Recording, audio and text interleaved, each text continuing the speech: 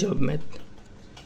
প্রশ্নে লেখা আছে এবিসিডি একটি ট্রাপিজিয়াম যার বিডির মান 15, সির মান 4 এবং প্রশ্নে বলছে সির মান হবে বি এর 3/1 আমরা তাহলে বির মানটা বের করতে পারি। এই সিই এই 3টা ভাগ ছিল গুণ ইকুয়াল বি।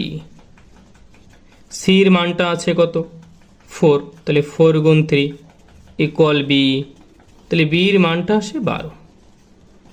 প্রশ্নে বলছে সিডির মান বের করতে বলছে, তা আমরা যেহেতু এই বির মান 12 জানলাম, এটা সমকোণী ত্রিভুজ, এই তাহলে এটা অতিভুজ, এটা লম্ব, ভূমি এটা লম্বের মান বের করতে পারি। আমরা পিথাগোরাসের সূত্র মতে 15 স্কোয়ার ইকুয়াল 12 স্কোয়ার প্লাস এই ডি স্কোয়ার রেখে দিতে পারি। 15 স্কোয়ার করলে 225 মাইনাস 144 ইকুয়াল ডি স্কোয়ার। এখান থেকে লসাগু বিয়োগ করলে 81, অর্থাৎ ডি স্কোয়ার। তো ডিই সমান সমান 81 রুট করলে হয় 9। এই ডির মানটা 9 পাইলাম, ডির মান পাইলাম, সির মান পাইলাম, সমকোণী ত্রিভুজ সিডির মান দরকার।